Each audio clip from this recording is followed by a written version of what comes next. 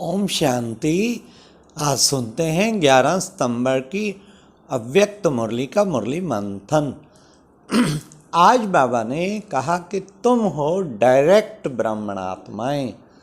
तुम देखो तो सही आपका स्थान कहाँ है। जड़ में सीधा बीज से कनेक्टेड, बीज शिव बाबा और तुम साथ कनेक्टेड ब्राह्मण आत्माएं। झाड़ में देखो अपना स्वरूप, क्या इतना नशा रहता है, हम डायरेक्ट हैं।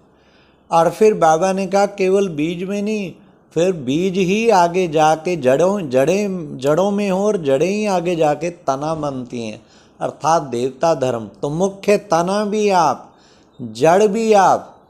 बाकी सब जो धर्म की आत्माएं हैं, बाबा ने कहा वो तो आप तनों से निकली हुई हैं, तो उनके भी पूर्वज आप। फिर बाबा ने कितना सुंदर कहा कि देखो बच्चे, तुम्हें इतना नशा रहना चाहिए। हम गोल्डन एज वाली आत्माएं हैं। हमारी गोल्डन स्टेज जो सतयुग में होती है, हाँ, वो गोल्डन युग भी गोल्डन और स्टेज भी गोल्डन। फिर धीरे धीरे हम लास्ट आयरन तक आते हैं। बाकी धर्म की आत्माएं कॉपर एज में आके, उनकी उस वक्त जब आती हैं गोल्डन होती है, और फिर धीरे धीरे नीचे उतरते वो भी आयरन तक आ जाते हैं। तो तुम्हारी गोल्डन स्टेज और उनकी गोल्डन स्टेज में भी फर्क है। तो तुम कितनी महान आत्माएं हो, क्या तुम्हें वो डायरेक्ट ईश्वरीय संतान है उसका नशा रहता है? बाबा ने कहा भक्ति में भी फर्क होगा। भक्ति भी आप डायरेक्ट करते हो, आप डायरेक्ट भगत हो, वो इनडायरेक्ट भक्त हैं। तुम्हें नशा रहता है हम शिववंशी हैं, और वो कहते हैं हम क्रिश्चियन, इस्लामी, बौद्धी हैं। तो तुम डायरेक्ट भगवान की संतान हो, उस नशे में रहते हो। फिर बाबा ने कहा कि बच्चे, तुम बच्चों को विशेष जो है क्या करना है, सदा नशा रहे, ये फलक से कहो कि हम ईश्वरीय संतान हैं। हाँ, हो संपूर्ण हूँ, मैं संपूर्ण संपन्न आत्मा हूँ। या अभी चाहिए, कुछ साल चाहिए, ये चाहिए का गीत कब पूरा होगा? वैसे भी गीत जो है बाबा ने कहा सेकंड में 3 मिनट का पूरा हो जाता है, लेकिन ये चाहिए का गीत कब पूरा होगा तुम्हारा? कितने साल और चाहिए? बाप दादा भी पूछते हैं। इसलिए दृढ़ता धारण करो, दृढ़ता ही सफलता की निशानी है। और फिर बाबा ने कहा सब सेवा और बाकी सब की सेवा, उसका बैलेंस, सेवा और योग का बैलेंस चाहिए। यथार्थ सेवा क्या है? जिसमें याद भी समाई हो और योग भी हो, यथार्थ सेवा उसे कहेंगे। हाँ, ऐसा नहीं कि एक ढीला हो जाए एक तेज हो जाए, नहीं, दोनों साथ साथ रहें तब कहेंगे। और यथार्थ सेवा की निशानी मेवा, अर्थात प्रत्यक्ष फल खाएंगे।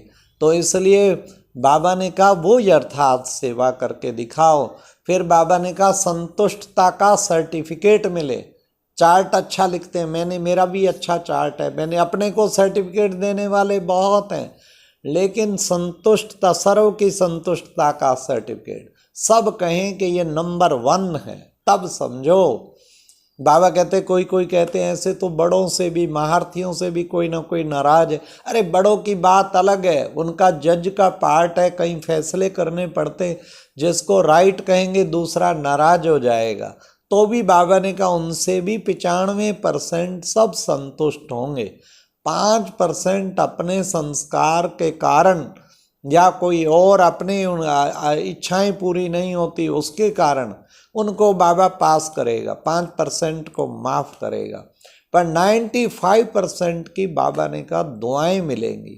तो ये बाबा ने खास कहा। तो बच्चे फरिश्ता बनो। अब फरिश्ता माना जिसका पुरानी दुनिया, पुरानी देह और पुराने पदार्थों से, किसी पुराने संस्कारों से जरा भी आकर्षण ना हो, किसी भी आकर्षण से रिश्ता ना हो, तब कहेंगे फरिश्ता। ब्रह्मा बाप से प्यार है, बाबा नहीं मानेगा, ब्रह्मा बाप नहीं मानेगा। प्यार है तो समान बनकर दिखाओ, महान अंतर से नहीं मिलो, समान बनकर मिलो, तो ब्रह्मा बाप समझेगा कि मेरे से प्यार है। फिर बाबा ने कहा कि बच्चे जो निमित्त भाव और निर्माण भाव, ये बाबा ने कहा बच्चे सेवा तो करते हो लेकिन प्लेन बुद्धि बन के सेवा नहीं करते। प्लेन बुद्धि माना निमित्त और निर्माण भाव जरूर। और निमित्त निर्माण भाव नहीं है तो बाबा कहते हैं कि इसका मतलब फिर क्या है, फिर तो अहम आ जाएगा ना। निमित्त और निर्माण भाव जरूर हो। शुभ भावना शुभ कामना का बीज ही निमित्त निर्माण भाव है। तो ये थी आज बाबा की मुरली। फिर बाबा ने कहा या तो खुद स्ट्रिक्ट बनो अपने लिए, नहीं तो फिर बाप स्ट्रिक्ट बन जाएगा। बाबा को बनना पड़ेगा स्ट्रिक्ट। अभी तो बाप के बच्चों के नाज नखरे सब देख रहे हैं, फिर बाबा स्ट्रिक्ट बनेगा। अच्छा, ये था आज का मुरली मंथन। ओम शांति।